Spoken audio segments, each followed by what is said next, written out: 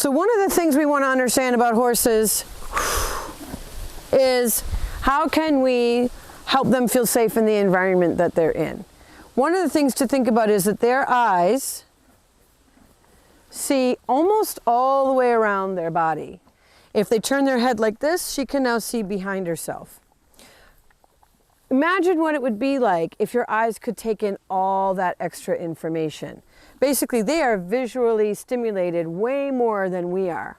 Our eyes look forward like a little screen, and their eyes are seeing all the whole world in a circular fashion. So they're always aware of things that are going on in the environment around them, and any movement or sound or change that they weren't expecting could be cause for alarm. So when I'm wanting my horses to feel secure, I want to make sure that the chessboard that we're on, meaning this area of land that we're on right now, this is our little chessboard for now, it's a safe place to be for her and for me. If I was to think that every spot on this patch of land has a different meaning, now I'm so far away from her bubble that she could move in any direction, but now I'm stepping into her bubble and I'm limiting her direction. Now he's stepping in from behind and he moved her forward. So just being aware that every single movement on the chessboard has meaning to them, so that as I'm moving around with the horses, I'm trying to keep in my mind that they're taking in a lot more information than I might be taking in, which is why we want to be having our peripheral vision and our bubble of personal space in our awareness at all times.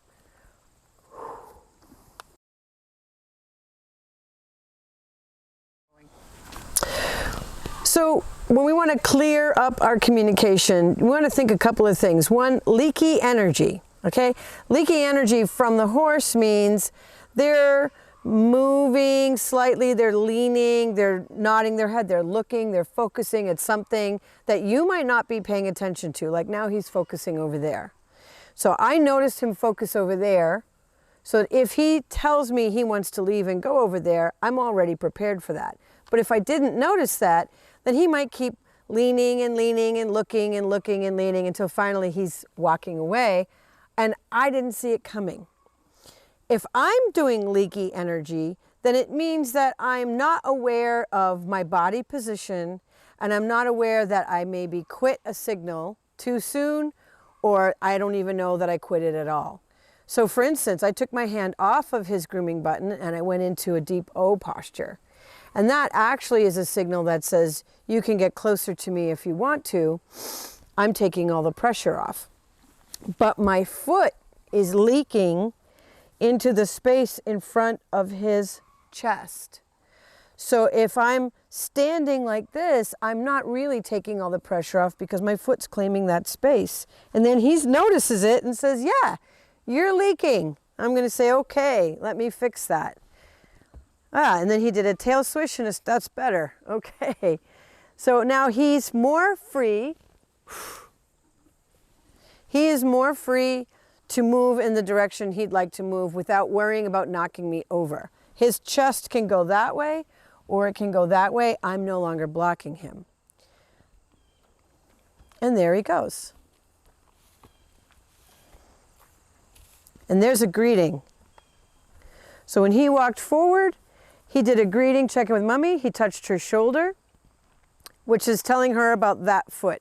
So he's saying, hey, this front foot right here is kind of in the way of me wanting to get some of that hay. And so she's aware of it, but she hasn't moved it yet. Well, that's because Mummy Horse is one of the other leaders of this herd. So by her leaving her foot there, it's a way for her to say, I know, but I own this hay pile right now. And he said, you really should move that foot because I'd like to come into this hay pile. And she's saying, well, you know, I'm the boss mare of this herd, and so I'm going to leave that foot there. There's no biting, there's no pushing, but he did pick up his foot and put it down, and he indicated to her shoulder one more time. And maybe he'd like it if I helped. So I'm going to say, hey, mommy, cheek, neck, shoulder, why don't you step that way? That's better. And then he agreed with his own foot. Did that help you out? You can have your own hay pile. And there we go. So I just helped navigate and negotiate between these two lead horses. They were going to work it out. If I wasn't here, it would have happened naturally. But because I am here, I got to insert myself as a herd leader with them. And really, I think that's the bottom line of horse speak. If I can be a benevolent leader like they are, then I should be able to have a safe, easy, and natural connection with any horse in the herd.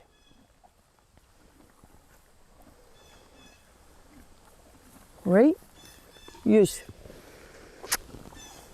Let's talk a little bit about affection with horses. First of all that checking in for them is a little bit affectionate. When they do muzzle to muzzle touch on each other or muzzle to knuckle touch with us, there can be a nice soft connection in that contact. It's a way to say, hey, how you doing? Let's check in. Let's see where we're at. A lot of times horses will check in before they move off. So that's the first way to begin having a nice connection with your horse.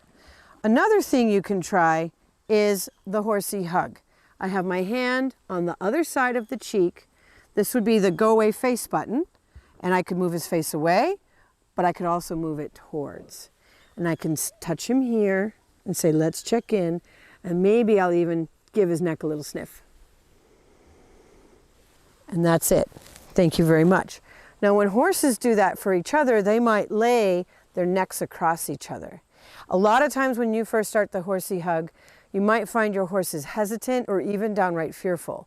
But this is a great way to work on any of the horse's innate sense of fear at being, sort of claustrophobic. So in nature, horses do this to horses when they feel really safe with each other. So if your horse feels relaxed enough for you to do that with them, you're pretty assured that they're also feeling relaxed enough for you to do a bigger horsey hug, like sitting on their back. Put a hold hand on him. Now do turn the key, come to me, and back up. There.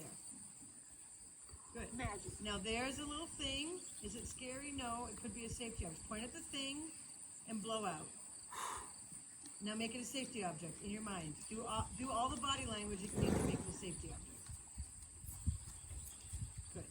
So that's a safety object. So she's defining. I want you to define the bubble that includes that safety object that keeps Jordy out right now with your hands and your body language. Your other hand pointing at the safety object. Your core pointing at Jordy. There, now greet him. Now. Very nice. Now do a hold hand at Jordy. Low hold hand at Mike. Now come away from the fence so Mike has somewhere to be. Draw the bubble that you're making around Mike for Jordy to keep Jordy out. So why is your hand high and low? Can you explain it? I'm putting a hold towards Jordy in more of an X posture, and I have my palm down toward Mike so that he knows that this is welcoming, that he could, I'm basically holding the space too. So I'm not going, this will symbol that I'm not going to just invade your space, that this is my bubble, I'm defining it. And I think you might have an itch on his tummy because he's bringing his tummy towards you. So go into his buddy up, right? There, so Jordy moved his head away, so that's good. So keep half an eye on Jordy. Go into his buddy up, one quick touch on buddy up. Good. Now touch his grooming button real quick 3 times. Tap, tap, tap. And he allowed that, so good. So now slide your hand underneath and scratch his tummy. That's just a way to ask, can we do some grooming? Which step button would it? Grooming button. That's where they typically start grooming each other. So it's just a good way to check and say, do you want some grooming? Is grooming okay right now? Because if he twiggled there really hard and twitched, he'd be like, nah.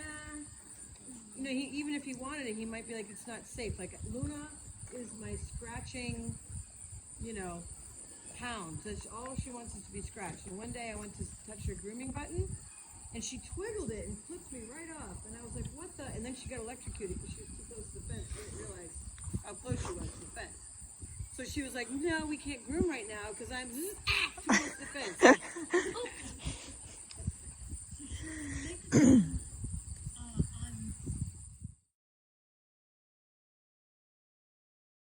When you're working between two horses, you want to be able to use your X and your O to accomplish your goal. Here, her goal is to be friendly and connected to both horses, but draw a boundary between them so there's no monkey business while she's around. So just by taking his halter off and turning him loose, that allowed the mare to come in and say, hey, I want to sniff you. But Laura said, no, X posture, okay, swish my tail. Now you can go free while I get out of the chessboard.